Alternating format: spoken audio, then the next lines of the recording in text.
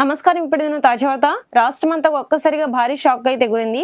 ఎట్టకేలకు బయటపడ్డ విద్యాశాఖ మంత్రి నారా లోకేష్ నిజ స్వరూపం. దీన్ని బట్టి షాక్ లో చంద్రబాబు, పవన్ కళ్యాణ్ ఉన్నట్లుగా వార్తా సమాచారం అయితే ఉంది. వీడియో కంప్లీట్ గా తెలుసుకోవాలి అనుకున్నట్లయితే స్కిప్ చేయకుండా చివరకు చూసి నచ్చితే లైక్ చేసి మన ఛానల్ ని సబ్స్క్రైబ్ చేసుకొని సపోర్ట్ చేస్తుందండి. తప్పులని అంగీకరించిన విద్యాశాఖ మంత్రి నారా లోకేష్. డిఎస్సి అక్రమాలు జరిగాయంటూ లోకేష్ ప్రకటనతో ఇరుకున పడ్డ కూటమి ప్రభుత్వం. డిఎస్సి అక్రమాల విషయంలో కూటమి ప్రభుత్వం అడ్డంగా బుక్ అయింది. ఎలాంటి అవకతవకలు జరగలేదని నిన్నటిదాకా బుకాయిస్తూ వస్తున్న విద్యాశాఖ మంత్రి నారా లోకేష్ ఇవాళ అసెంబ్లీ వేదికగా అన్ని తప్పులను అంగీకరించారు. అంతేకాదు స్పోర్ట్స్ కోటా జీవోను మళ్లీ రద్దు చేసిన ప్రభుత్వం రిటర్న్ టెస్ట్ పెడుతూ జీవో నెంబర్ 56 ను రిలీజ్ చేయడం కూడా గమనార్హం. డిఎస్సి స్పోర్ట్స్ కోటా నియామకాలపైన వచ్చిన ఆరోపణలకు సమాధానం ఇచ్చిన లోకేష్ గతంలో క్రీడాకారిణి పివి సింధుకు రాత పరీక్ష లేకుండా ఉద్యోగం ఇచ్చిన విషయాన్ని ప్రధానంగా ప్రస్తావించారు. అదే విధంలో స్పోర్ట్స్ కోటా అభ్యర్థులకు కూడా రాత పరీక్ష లేకుండా నియామకాలు చేపట్టినట్లుగా వివరించారు. అయితే పివి సింధు వంటి అంతర్జాతీయ స్థాయి క్రీడాకారిణి సాధారణ క్రీడా సర్టిఫికెట్ల ఆధారంగా దరఖాస్తు చేసిన అభ్యర్థులు ఒకటేనా అన్న ప్రశ్న అయితే మొదలైంది. స్పోర్ట్స్ కోటా నియామకాలపైన వివాదం నేపథ్యంలో ప్రభుత్వం గతంలో జారీ చేసిన జీవో 47 ను రద్దు చేసి కొత్తగా జీవో 56 ను అయితే తీసుకొచ్చింది. తాజా నిబంధనలతో రాత పరీక్షను తప్పనిసరిగా చేసినట్లుగా ప్రభుత్వం పేర్కొంది. ఈ మార్పు కూడా డిఎస్సి ప్రక్రియలో గందరగోళాన్ని దారితీసినట్లయింది.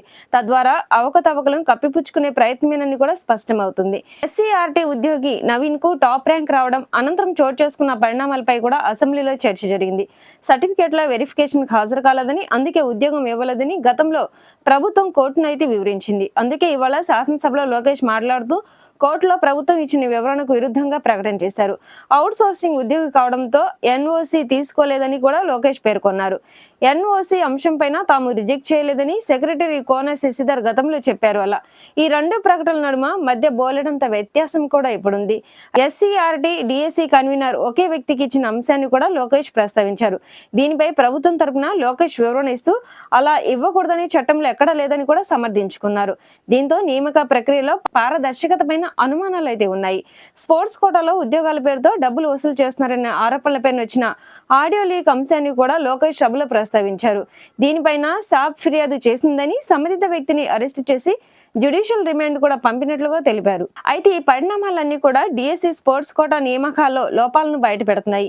మెరిట్ అభ్యర్థుల్ని పట్టించుకోకుండా తమకు నచ్చిన వాళ్ళకే స్పోర్ట్స్ కోటా ఉద్యోగాలు ఇచ్చారని వైఎస్ఆర్సీపీ తొలి నుంచి చెబుతుంది. డిఎస్సి అక్రమాలపైన దర్యాప్తు జరపాలని డిమాండ్ చేస్తూ శాసన మండలిలో ఇవాళ గట్టిగా గళం అయితే వినిపిస్తుంది. ఈ తరుణంలో వైఎస్ఆర్సీపీ గైహాజరైన శాసనసభలో లోకేష్ ప్రకటన చేయడం అవకతవకలు జరగలేదంటూనే తప్పులు అంగీకరించడంతో సెల్ఫ్ గోల్ వేసుకున్నట్లయింది.